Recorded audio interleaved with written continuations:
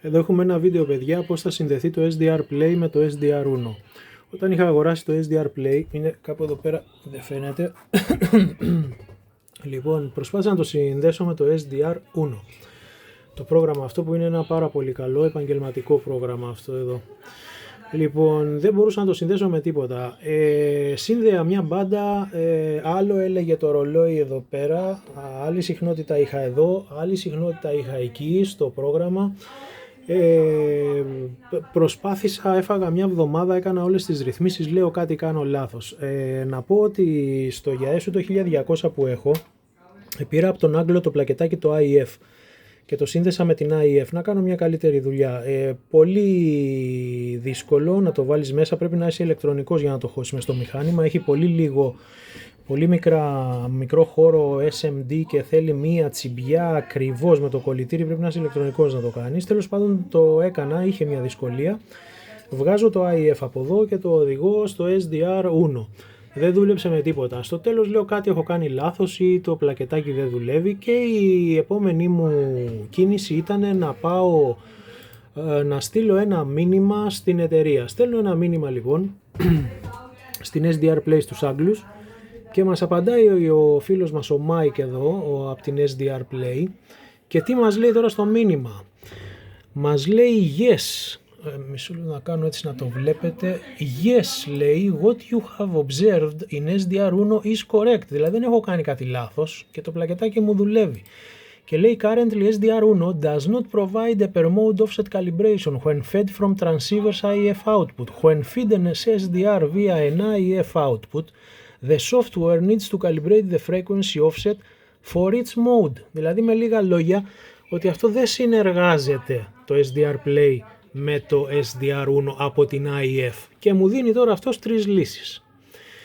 Μου λέει ο άνθρωπος εδώ πέρα You can do one of three things which I will list below. Πρώτη λύση μου λέει βάλε το HD SDR με το RSP1α και αυτό provides λέει full IF input support. Δεν θέλω ρε φίλε το HD SDR, το έχω δουλέψει, είναι παιδικό. Πάμε στη δεύτερη λύση. Η δεύτερη λύση μου λέει βάλε το SDR console που το SDR console provides full IF input support. Ούτε το SDR console θέλω. Και αυτό το έχω δουλέψει. Δεν έχουν καμία σχέση με το πρόγραμμα το SDR Uno. Έτσι. Αυτά είναι παιδικά προγράμματα. Εν τω μεταξύ, να ξέρεις ότι μου λέει ο άνθρωπος ότι the IF output of most transceivers board offer a very limited output bandwidth. Δηλαδή, σε αυτό σημαίνει ότι το IF έχει μικρότερο bandwidth, δηλαδή εδώ πέρα ας πούμε εγώ που έχω τώρα βλέπω από 24.850 πάω μέχρι 25.200 και παραπάνω, εκεί θα έχω λιγότερο. Τρίτη λύση η οποία και έκανα.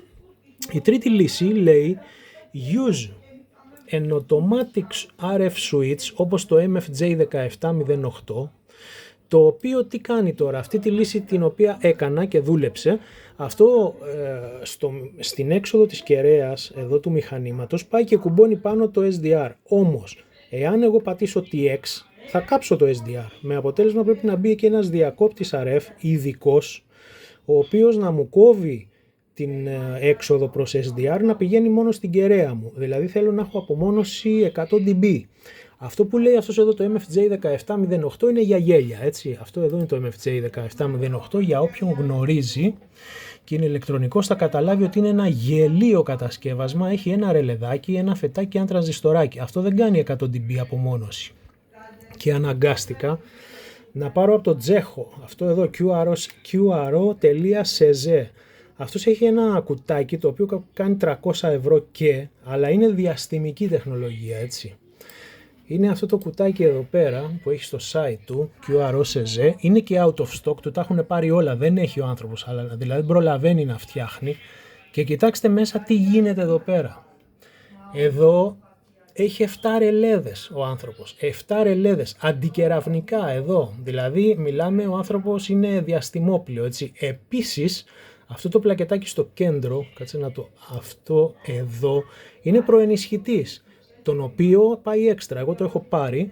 Λοιπόν, αυτός ο προενισχυτής τι κάνει, επειδή έχει 0,1 dB εξασθένηση αυτό το πράγμα, του βάζει τον προενισχυτή και το φέρνει στα ίσια. Δηλαδή, εγώ έχω εδώ το ύπο και διαλέγω ύπο 1, 2 και έχω κι άλλο προενισχυτάκι εδώ που το βάζω και έρχεται στα ίσια. Είναι μια ακριβή λύση, αλλά είναι πάρα πολύ καλό.